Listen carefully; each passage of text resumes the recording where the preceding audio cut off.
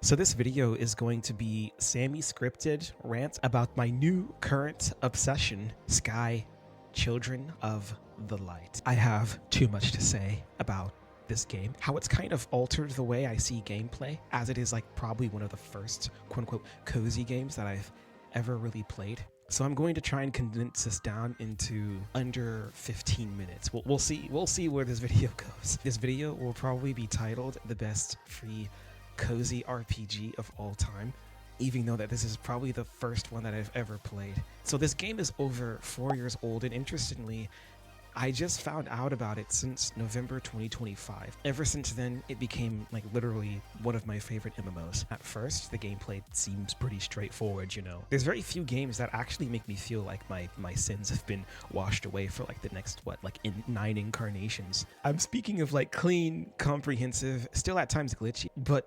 comprehensive gameplay with smooth and yet magical movement. I love how the world makes me feel like I barely touch the world, like an ethereal angel, yet still feels like a huge warm hug due to just the overall softness of the feel. The gameplay is based on non-verbal friendships, pretty much, flying around in a world where the sky is literally beneath you at all times.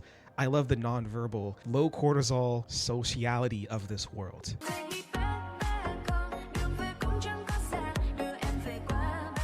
Which is amazing, like, of course, if you prefer nothing else than nonverbal communication. It's just like it's such low cortisol energy. I just freaking love it.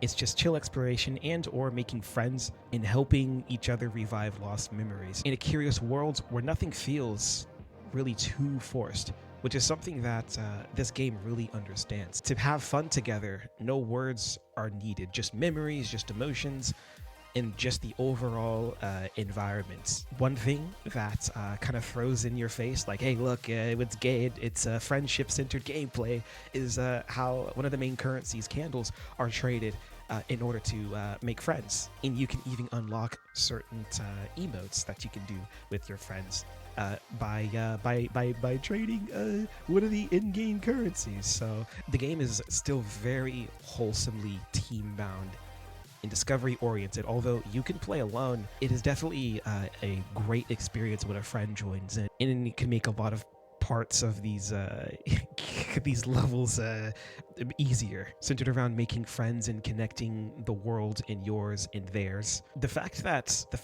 some of the main currencies in the game are obtained by giving and receiving friend requests emphasizes the team-bound nature of this game overall. The gameplay does, for me, scratch a similar itch to Mirror's Edge Catalyst. I know that's a really weird combination, but there's something about this expansive, clean, minimalistic, yet very welcoming aura of Mirror's Edge Catalyst that does feel like extremely clean, innocent, and just luminal. I don't know. I guess it does in a way scratch the same itch, although they're very, very different games. You know, we're talking about a single player parkour game with some RPG mechanics and some like skill tree sort of things.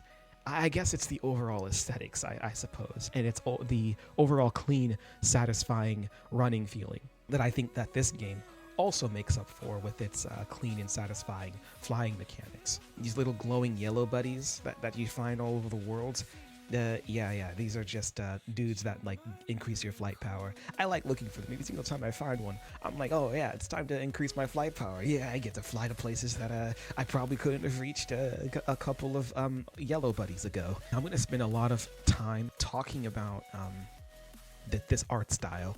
Okay, like I gotta say, this is hands down probably one of my favorite friggin' art styles that I've ever encountered. Probably up there with Mirror's Edge Catalyst and Final Fantasy 15. Yeah, I know that's kind of crazy. Those are some, like, you know, high stakes art style games. Those are some pretty damn good looking games, okay? And yes, I'm putting it up there. I cannot get enough of the aesthetics, bro. Everything in this game is glowing, okay? I mean, like, pretty much everything. My eyes glow. The orb flower thingies in the freaking village glow. Not just that, as you walk over them, they freaking glow. My cape glows when I fly. The spirit memories glow. The animals have like these glowing trails thingies, some of them. The jellyfish okay? The environment is a whimsy dream kissed in moonlit watercolor. It is gorgeous. And all the characters are gorgeous too. It's as if there's a little sun blazing and smiling and shining from within everything. I kind of underestimated how glowing lighting effects could affect the overall warmth and coziness of a game, because these sunsets paired with the fact that my character just freaking glows. Wow, this is like a brain itch. This is like a brain itch relief, okay? Like this is like a how it feels to chew five gum type moment. Like this is a like type of who doesn't want to make friends in a delicate ethereal world where there's a lack of hard edges and harsh lighting. You don't need to captivate players with extremely flashy graphics, although, you know, that's cool. You don't need to, and it's probably preferred that if you don't. Glowing colors and glowing objects often create this sacred feeling. The sacred feeling that makes you want to, like, not leave. I'm gonna be honest. I sleep in this game. Okay, I'll just sit here and I'll just like find a nice place in this world, and I'll just like freaking go AFK. I'll just like go. I like laying in the I like laying at the pond, the little forest pond. Oh my gosh. That is like one of my favorite places to sleep. The orange. Going AFK in this game is probably like why I'm on it like 50% of the time, just for like atmosphere, which by the way I prefer more than I prefer like ambient sleep YouTube videos. Okay, just boot up freaking Sky on my PC, okay, and I'll just like have that going on while I'm sleeping in the game. And the longer you not leave the game, the more likely you are to make friend in-game, enforcing the friendship-centered gameplay loop, and so forth. You boot up game, it cozy, you stay in game, so people come and make friends. You have friends in game, and I'm very influenced by my surrounding environment. This is the definition of less is more. Whatever visually designed, the artists hide absolutely nothing. Everything they wanted to communicate is kind of embedded into the environmental details. For example, in the Vaults of Knowledge, it's easy to cross over, and many like secret passageways into cave-like kind of ran down interior really just whispers, hey,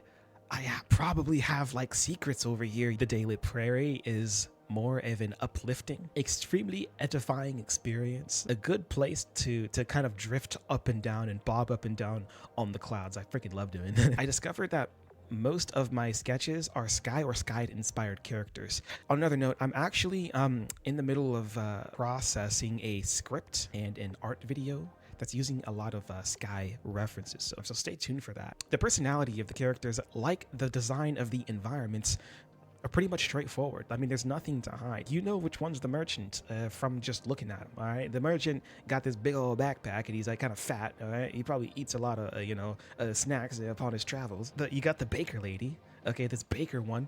They're wearing like a little apron and stuff, okay? They look like a freaking baker. And then you have like this guy over here with a sleigh, okay? He looks like a Lorax mixed with Santa Claus. Santa Lorax or something. Or Lanta. The Lanta man. He looks like he's like a whimsy guy. He's gonna give me a bunch of presents. Ho ho ho. Yeah, that's the type of. He looks like he's gonna sit me down and give me a lecture about the importance of gift giving and stuff. He has big old glasses. He's like Albert Einstein, Lorax, freaking Santa Claus guy. He even has a freaking sled too. I brought this guy up in one of my streams. Yeah, they're just innocently expressive. I love it how there's no question as to who's who, what's their intentions. It's all there. Sometimes you want to relax your eyes and you just want them to act, you know? You don't want to freaking read. Who wants to read or listen? No, just watch. Yeah, just watch. What I enjoy the most about the customization options of this game is that the cosmetics, they don't feel flashy. I mean, they could attention grab you. It's not like it's saying, hey, look at me. It's if you happen to glance, you'll happen to see. All right, it's not like, oh, in your face, like boom, look at this. And not every piece in this game is trying to be its own flagship. It gently blends in and out of every other cosmetic that you can have and mix and match with. Now, I will say, I mean, it is a free game, so you're gonna be looking at some like microtransactions, all right? So, you know, if you want to get like, you know, cosmetics and stuff. For me, I'm not really sure if I prefer the cute visual storytelling versus traditional storytelling, like narration and you know, exploration, explanations, right? I think visual storytelling works perfectly in a game like Sky. So this will have to be the first, so I can't really comment too much on visual versus traditional storytelling. Like, this game is like seriously a big hug to my heart, and I do look forward to making more videos about this game. Just leave a like, comment, but other than that, thank you so much for watching, and I will game with you all later.